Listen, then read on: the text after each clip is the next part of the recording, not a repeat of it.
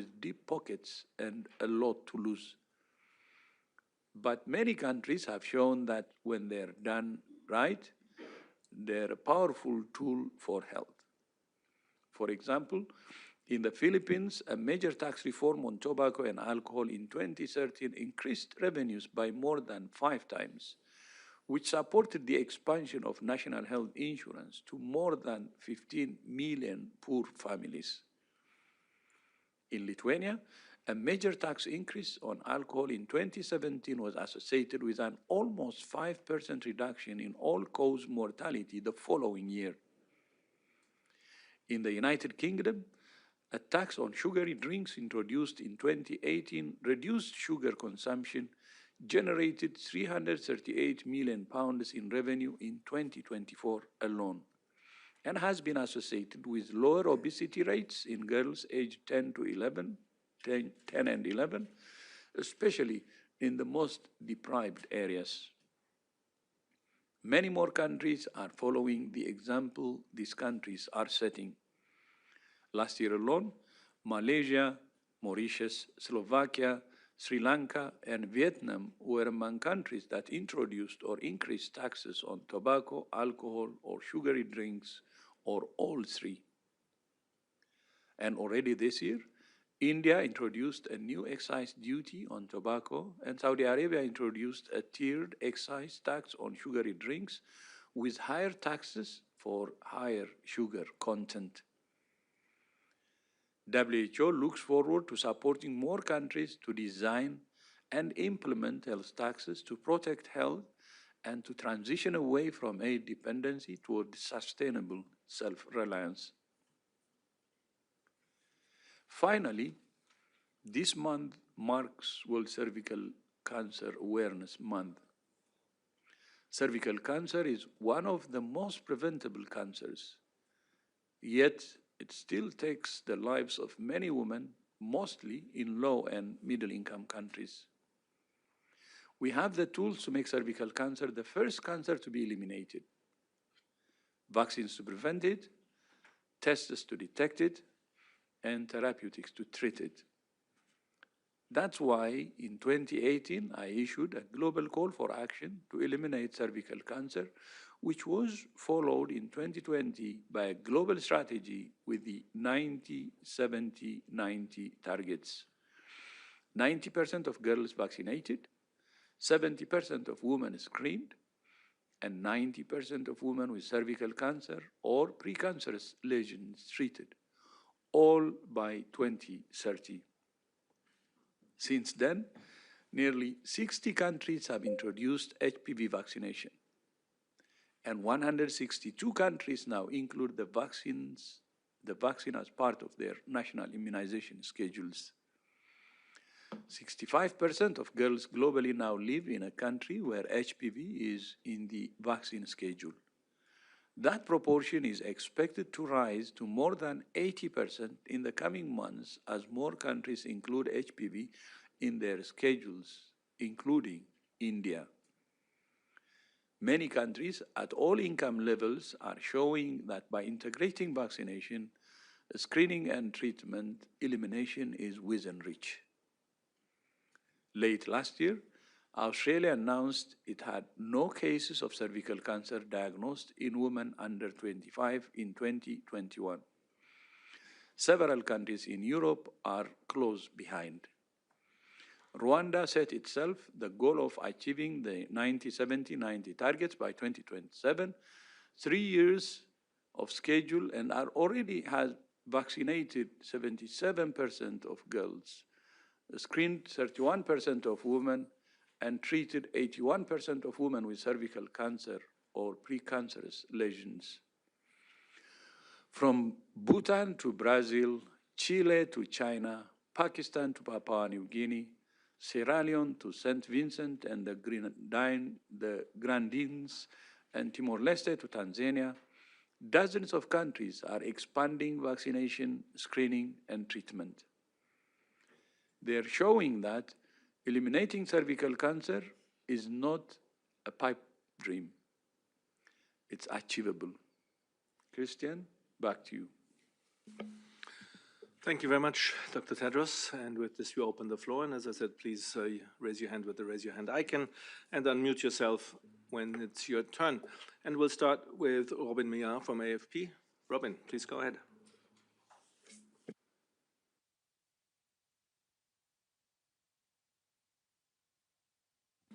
Thank you.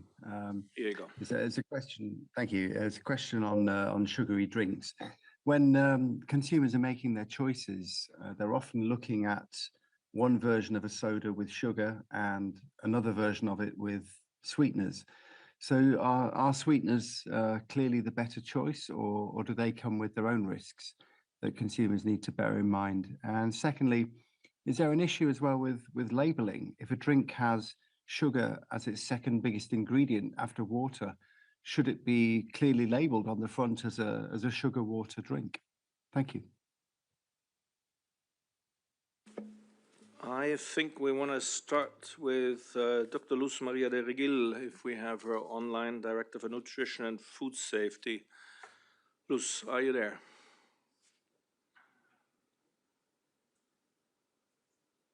Yes, I am here. In many countries already, there is front of the package labeling, and many countries, particularly in Latin America, but also in other regions, have policies to mark at the front of the pack label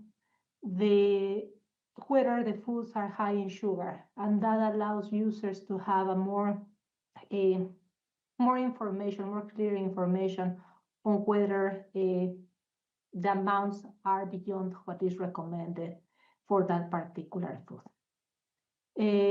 I think that the report already covers other pieces on sugars, and I will pass it to my colleague, Etienne. Just looking if anyone wants to add anything here. Not in particular. Thank you very much. Then we move on to the next question. Jeremy Lange from RFI. Jeremy, please go ahead and unmute.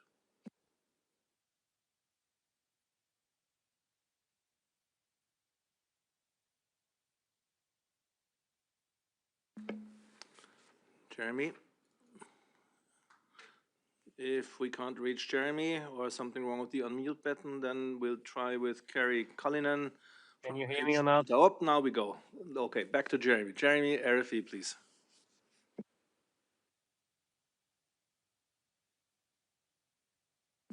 We had you there for a second. And now? Now is it better? Now it's good. Please go ahead. Now it's good. Thank you. The question is not related to the report.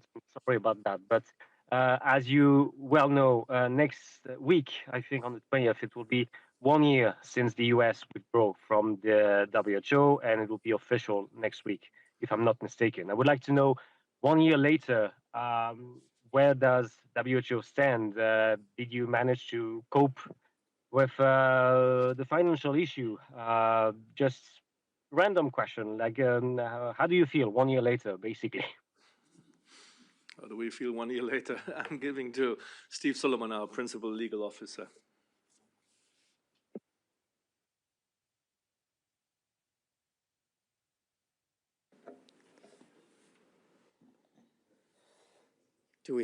Can you hear me well? Great, thank you. Thank you for the question. We're getting asked this question in many different forms, including the one you just asked. And it really goes to the issue of when exactly will U.S. withdrawal from WHO be effective? And let me say, this is a very important question. And there may be differences of view among member states on the answer to this question. And let me explain why that's the case. The reason there may be differences of view on this issue is simple. It starts with the WHO Constitution. The WHO Constitution is a treaty, the treaty that establishes WHO. It's contained in this book. We call it the Green Book. It's available on our website. And very notably, the WHO Constitution does not have a withdrawal clause. This was not an oversight. It was very deliberate. In 1946, the drafters understood the historic struggles against the international spread of disease, And they saw how a truly universal organization would make the world safer. So they did not include a withdrawal clause. Instead, they provided flexibilities within the treaty so it could accommodate all countries. And by the way, they were following the example in not including a withdrawal clause. They were following an example of the UN Charter, which also does not include a withdrawal clause, and also was based on the principle of the importance of universality for that instrument. So there is no withdrawal clause in the WHO Constitution.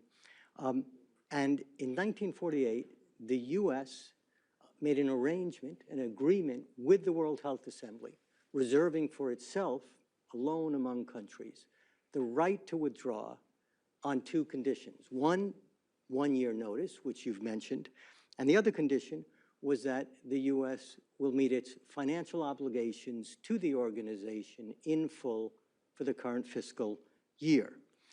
So there is also, therefore, an issue of how member states, the other countries of the organization, will look at this condition. And there will be a discussion among member states about this. We expect this discussion to come up at the WHO Executive Board, which will be next month. That discussion, we expect, will continue at the World Health Assembly, which will be in May of this year. We look forward to member states discussing this. And why member states? Because this involves, and these questions of withdrawal, the questions of the condition and the promise and the agreement reached between the US and the World Health Assembly, these are issues that are reserved for member states. They're not issues that WHO staff can decide. So during the governance meetings of WHO, these will be discussed. In other words, while there is an open question on when and how withdrawal happens, there is, it's important to say, not an open question about what the Constitution says about WHO's overall mission. The Constitution sets out the objective for the organization of the health of all people, wherever they live, and without discrimination. And those are the principles of WHO. Those are the principles that were set out in 1948. They will continue to apply. They apply today, and they will continue to apply as long as there is a WHO. Thank you. Thank you very much, Steve Solomon, and I'll hand over to the DG, Dr. Tedros, please. Yeah, thank you. So I don't know if you can answer how do you feel, but maybe if you ask me my wish instead of my feeling, I hope the US will reconsider its decision and rejoin WHO.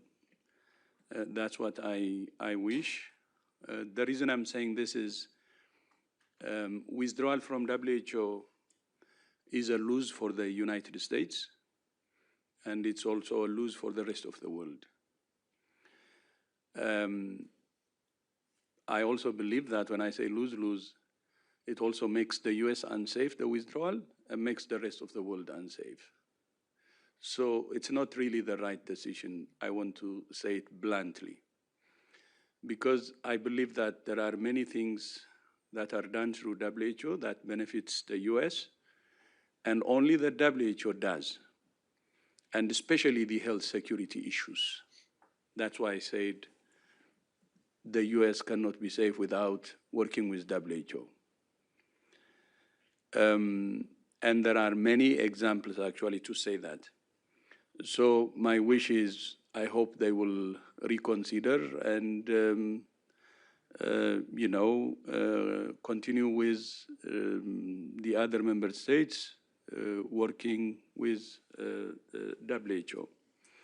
And then on the funding level, of course, as you may remember, I have submitted a revised budget to the governance, and the governance has approved the revised one, which is a very reasonable one.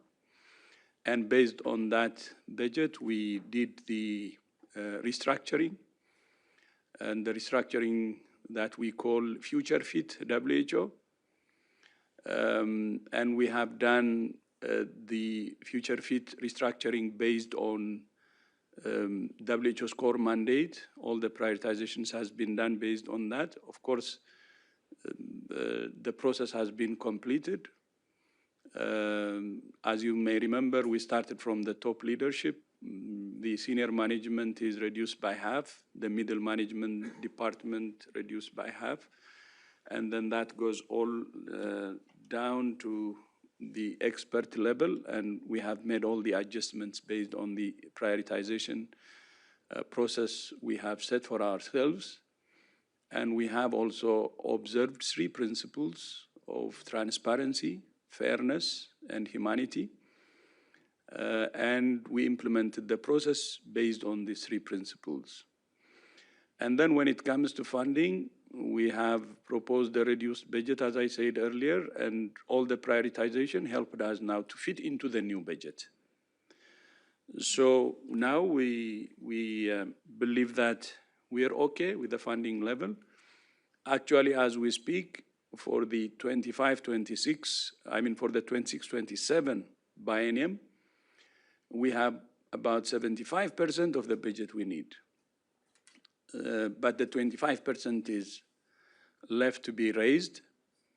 Of course, raising the 25% remaining could be tough because of the environment. But the 75% we secured actually more than any time in the past in terms of the level of funding that we have secured at this level at the start of the budget year for 26-27. So I can say it has stabilized already. We were prudent the last few years, and we have been saving, and we actually paid salary gaps and the indemnities from our own savings. So the cash flow and so on is stabilized. I want to assure you that. Then when I say for US to reconsider its return, it's not about money. It's not about money. Money can be adjusted. It's about cooperation. It's about solidarity. The best immunity is solidarity. It's in the interest of the US. It's in the interest of the rest of the world. So it's not about money. And I don't want it to be seen as such. I'm not saying money doesn't matter, but what matters most is solidarity, cooperation, and for the whole world to prepare itself for any eventualities to a common enemy like a virus, like COVID that we have seen. So we need cooperation and solidarity for that. Then the other confidence that comes from in terms of finance is because of the finance reform we started in 2017-18 as part of our transformation. As you may remember, we asked our member states to increase their assessed contribution or the core budget to 50%. They agreed to do that in 2022, and they have already approved the 2 installments in May 2023 and May 2025. That has actually increased the core budget, and it helped us also to save many jobs. For instance, of course, we have separated, some colleagues, the figures, but at the same time, because of the increase in assessed contribution or membership fee, we saved about 600 to 700 jobs. So that helped us to minimize the impact. And for the future, I think we have 3 more installments in 2027, 2029, and May 2031 that we expect from our member states. With that, hoping that it will happen, the organization could be more stable and prevent shocks like now, because by 2031, but minimum, the core budget will be 50% as already planned agreed in 2022. But we're looking for additional resources, and if we can increase the flexible funding, which we can, to 80%, that will help even the organization to be more stable. And that's why we're saying future fit WHO with stable funding, but at the same time focusing on its core mandate based on the prioritization, focusing on laser focused on the core mandate and helping countries based on their priorities and fit for the health conditions in the future. But the funding is very important for our organization, for WHO, to really deliver. And that's why, side by side with the technical changes we are making, we're also addressing the financing issue. So that's what I would like to say, but it's not just the funding, it's part of the overall restructuring we're doing the future fit WHO. Thank you. Christian?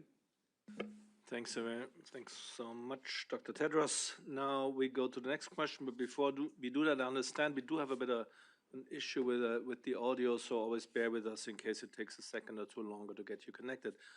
And secondly, it looks like a couple of you have not identified themselves clearly on the net. So in case you want to ask a question, please identify yourself with the name and agency properly. Otherwise, we cannot take you.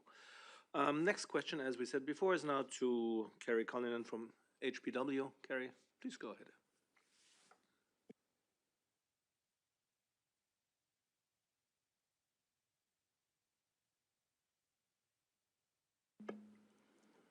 And let's see, do we get you? Okay. Here we go. Great. Thank you, Christian. My question is about the taxes again. The report notes that the taxes are too low, particularly for sugary beverages where the average is 2%. So what would be an effective level for taxation? And also the DG mentioned that there are powerful industries with deep pockets that are opposing these. And some are using the tactics that we've seen from the tobacco industry. So how can countries, especially small countries that don't have strong economies, address these powerful industries? Thank you. Good question. Thank you very much. And we go to Dr. Jeremy Farrar, Assistant Director General. No? You want to go first? Go to Anne-Marie Perucic? Okay, let's go there. Thank you. Regarding the technical question on the low level, so 2% is median, so it's somewhere in the middle, but on average it's around 9%, the tax on sugar-sweetened beverages. And that's very low because if we compare, for example, with tobacco products, on average it's about 50–60%. So you can see the difference. And we know that taxes increase prices, so if you increase your tax, prices go up and this reduces consumption. So the proportion is an indicator of how you can affect prices.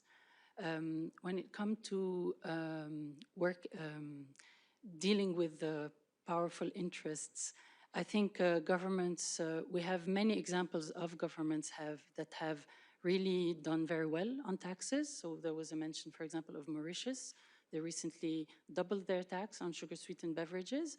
So it's possible for all countries to increase taxes despite pressure, because the evidence is there. We know that taxes do reduce consumption, they generate revenues, and they're good for public health. So the argument of public health, improving public health, should be always be prominent and a good response to pressure from private interests. Thank you.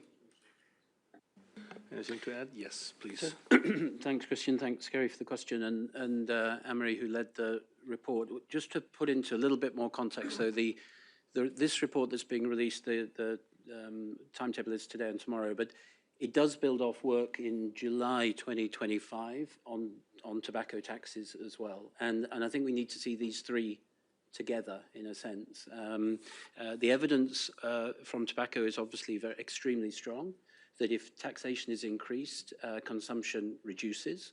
And we can anticipate from the existing evidence that this will be true for alcohol and sugary drinks as well. But this isn't just about taxation as a negative. This is also about using taxation as a move to shift behavior, generate health promotion and prevention in all health systems that are struggling to deal with the rise of non-communicable diseases and others, And it also allows countries to raise revenue, which can then be reinvested in whatever the country chooses, from health to education to any other aspects of what the country wants to use its fiscal policies for. So it is about taxation, it is about changing behavior, it is about reducing harmful products in the marketplace, but it is also about investing in health and other social measures. So it's a win-win on every aspect. Thank you so much, both. And we want to try now with Michael Guarisa. He's from the Health Times in Zimbabwe. Michael, if you can, please unmute it. Oh, thank you, Christian. My question is on taxation as well. So I come from Zimbabwe, where the government has introduced a tax on sugary drinks that is called the sugar tax. But there have been concerns that these taxes are placing an unfair burden on low-income families. So I just want to find out from the DG, do you believe these taxes are equally appropriate for low and middle-income countries facing poverty and food insecurity? And how best do you think these taxes should be crafted without putting a burden on the poorest of the society? Thank you. Thank you very much, Michael. And we go to Dr. Etienne Krug. He's Director for Department of Health Determinants Promotion and Prevention. Yeah, thanks so much. The word tax sometimes has a negative connotation, and therefore you use the word burden, but really it's not. As Jeremy just said, this is a preventive measure. We know that alcohol is an unhealthy product. We know that tobacco is an unhealthy product. We know that sugar consumption is unhealthy. All of these issues lead to cancer, cardiovascular diseases, injuries, etc. And so even the most poorest family, when they're hit by a severe injury, by a cancer or a cardiovascular disease, it throws them into further poverty. So they shouldn't be seen as a burden. They should be seen as a prevention measure that helps avoid consumption of unhealthy products. So yes, these taxes are relevant even for the poorest countries because it's about prevention. Thank you, Etienne. And maybe Anne-Marie, you want to add something? Yes, I'd like to add also that lower income groups are more price sensitive. So when something gets more expensive, they reduce their consumption to a greater extent than higher income groups. And we've seen it specifically on tobacco and even more recently in the experience of Mexico or the UK. When they introduced their tax on sugar-sweetened beverages, they followed closely their populations to see how that would impact on consumption. And the greatest reductions in consumption were among the lower income groups. So in terms of also health gains, the health gains will be greater also among lower income groups because of their reaction to the price and tax increases. Thank you. Thank you very much, both again. Let's now try with Maya Plans from the UN brief. Maya, if you can, please unmute. Go ahead. Thank you very much for taking my question. My question is related to the cuts, budgetary cuts, and the number of people who have been laid off by WHO in the last year, given the situation with the funding withdrawal from the WHO by the United States. How many people have been laid off? Do you have a number? I think we didn't quite understand, but maybe Patrick, do you have an answer about how many people? Yeah, I must admit I haven't heard the full part. Do we need to repeat? Yeah. Maya, please repeat. Yeah, how many people have been laid off by WHO given the funding circumstances? Yeah, that's the short version. How many have been laid off, or the combination of laid off and retirement? Patrick? Thank you for the question. Our reports to the Executive Board and the PBAC will set out these numbers in detail. But broadly, I can say that by 30 June 2026, mid-year, the number of WHO global staff will be projected to reach 7,360, which represents a 22% reduction compared to 1 January 2025, which was 9,401. It should also be noted that approximately 1,052 additional vacant positions are included in that number. So depending on how those positions are filled, that number could be adjusted. Thank you. Thank you very much, Patrick. And just so before we go to the DG, just to say was Patrick Cronin, Coordinator for WHO Human Resources and Talent, and Dr. Tedros. Yeah, no, I just wanted to add to that. The 22% has actually two parts. So the question is the people we laid off. So it's almost around half of it, because half of the 22% was done through natural attrition. For instance, by abolishing positions from which our WHO colleagues have retired. So not hiring in these positions that are opening, that really helped. And then the other solution was we offered voluntary early retirement to staff, and many have used the opportunity, especially those who are 55 years and above. And that also helped. So through that, we managed around 1,080, I think, if I'm not wrong, positions actually through natural attrition. So the separations global is around 1,200 something. So need to see that. I think that's how you can get the full picture. But then the separations could have been higher. And I said it earlier when I answered the question about our funding level. The assessed contribution, the decision by our member states in 2022 to increase their membership fee has helped us to save 600 to 700 jobs. That could have been added to the separation if we didn't have the finance reform. So it's not like a simple answer to the question. I just wanted to give you the full picture in addition to what Patrick said. Thank you. Thank you, DG. Now we go again to the African continent. We have Savi News Africa, and that's Princess Ekwe Ajide, if I get your name right. Please go ahead and unmute. Yeah, you got it perfectly, as if you're an African. What? Yeah. Thank you for the opportunity. My question is, coming from a region where manufacturers may have the tendency of lying, they could tell lies about the labeling. So I want to ask, is there a measure to ensure that manufacturers could tell lies about what is contained in their product as sanctioned? Do you have measures like that so that when we look at the labeling, we are sure what's written is what's contained? Thank you. I'm not quite sure. Maybe we want to go to Dr. Luz Maria de Rigil, Director for Nutrition and Food Safety for that one. Let's try Luz.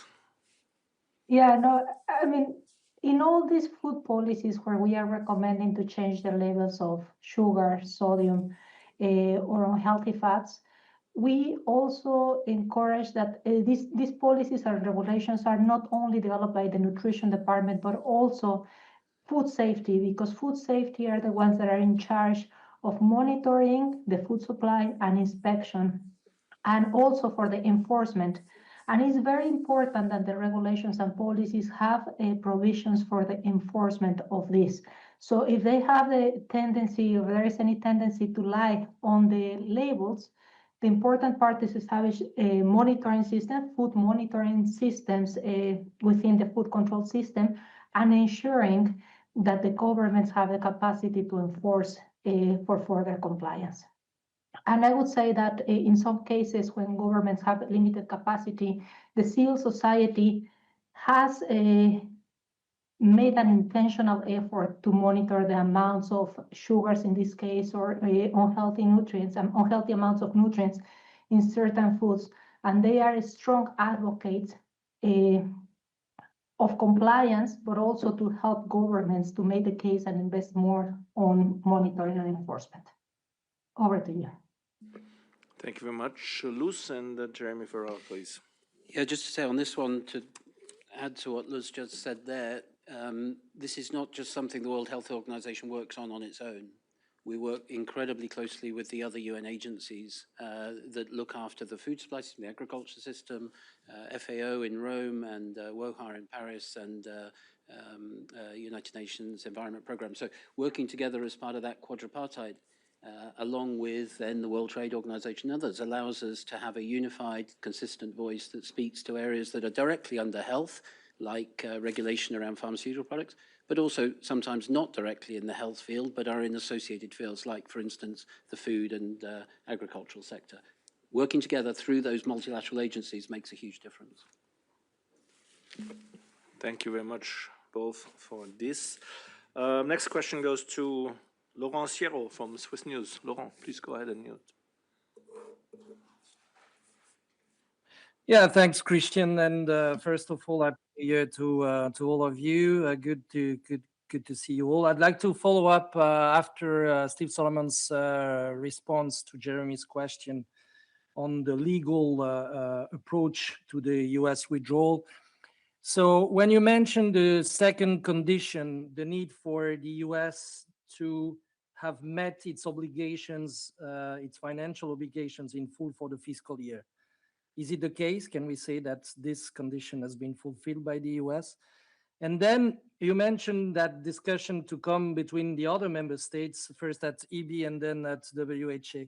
Does that mean that the US will consider themselves as out of the organization as soon as end of January? But does that mean that there will be a kind of formal decision of acknowledgement by the other member states in a form of formal consensus decision, or even a vote if one member state asks for a vote? Thank you. Thank you, Laurent. And yes, to Steve Solomon. Yes, and thank you for the question. So to the first question, has the condition been fulfilled? This is exactly a question that is an open one, and member states will be considering that question again at the EB next month, and perhaps at the Health Assembly.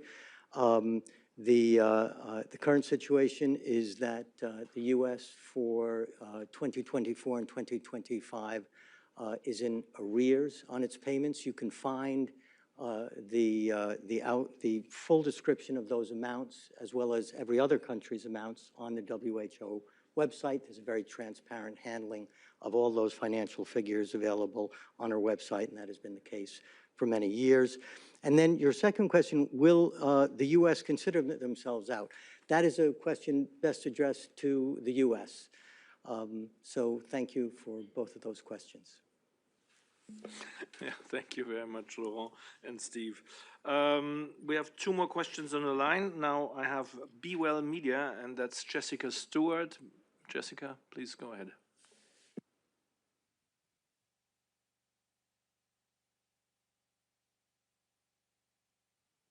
Hello, how is everyone? Thank you for taking my question. I have a few questions on the pricing. I saw in the reports that it is reporting that water is also being highly taxed as well, in I'm not sure how many counties or countries, but I was curious, are there any talks about lowering the price of water compared to sugary prices? And an example would be, I'm in the US in Des Moines, Iowa. Water at the convenience store is $2.69 a bottle, or 2 for $5, or you can get vitamin water, which we know is sugary water, for 3 for $5, and then you can get a smoothie for $4.99. And how, with these incentives, are we going to actualize healthy decisions like drinking water? I guess anyone have any thoughts on that? Yeah, we'll go with Anne-Marie Porucic on the pricing and the taxes. Thank you. So what the report shows is that among the countries that do tax sugar-sweetened beverages or non-alcoholic beverages, to be broader, half of them tax water. So what we highlight is that water should not be taxed because it's a healthy alternative. But maybe what should be more encouraged is buying or drinking potable water or clean water. It doesn't have to be necessarily bottled water. We don't have information specifically on the price levels of water, but we also presume that since there is a tax applied on these beverages, they will be more expensive than they should be. And the recommendation, of course, is to remove the tax. Thank you. Thank you very much, Jessica and Anne-Marie. Last question goes to Catherine from Vital Signs News. Catherine, please go ahead and unmute. Hello, Catherine Fior, Vital Signs. My question is about the European Commission launched its cardiovascular plan, disease plan, Europe's Safe Hearts plan, and in it, there was a proposal, a vague commitment towards a levy for highly processed foods and alcopops, highly processed foods and sugary drinks. But in a previous draft, there had been stronger proposals for new taxes on highly processed foods and alcopops. And I'm just wondering, in their deliberations, did the EU contact the WHO for their advice? Did you give any feedback to them? And will you be working with them on this in the future? I know that you have a close working relationship with the European Commission on a number of issues. So that's my first question. And just my second question is a general one about vaccine recommendations.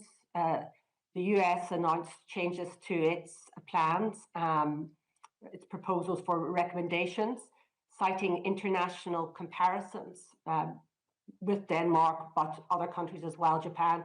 And I'm just wondering, does the WHO take a view on how countries should go about making recommendations? What factors should they take into consideration? And I think that's a question for Jeremy Farrar. Thank you. Thank you very much, Catherine. Let's see, maybe on the EU pricing as such, we start with Dr. Etienne Krug, and then we see how we take the second one. Yeah, thank you very much for the question. WHO has an excellent relationship with the EU indeed. We have many colleagues, and particularly an office called our Euro office that deals mainly with interactions with the EU. They're not here, so I cannot answer for sure if there has been in-depth discussions on the measures proposed by the EU, but I'm quite confident that there were interactions. But in the end, of course, it's the EU itself that sets its policies. Dr. Farrar, you wanted to add?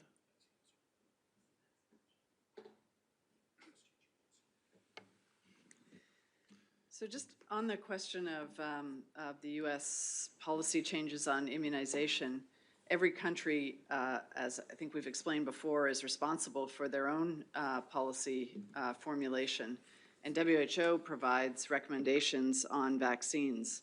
What is really crucial as countries make their policy recommendations is that they use an evidence-based process that is systematic, it's transparent, and is really referencing the disease epidemiology of that particular country, the resources of the country, and it also includes assessments of equity and fairness and the feasibility of different vaccine programs. We've certainly seen the changes in the policy recommendations in the US, which, as I think we all know, now changes 6 vaccines into either into shared decision-making recommendations as opposed to universal recommendations for children or in some cases for pregnant women. And I think the important point of this is that shared decision-making is used in policy recommendations when the balance of the benefit and the risk is not clear to be able to make a universal recommendation, and it needs much more tailoring at the individual level.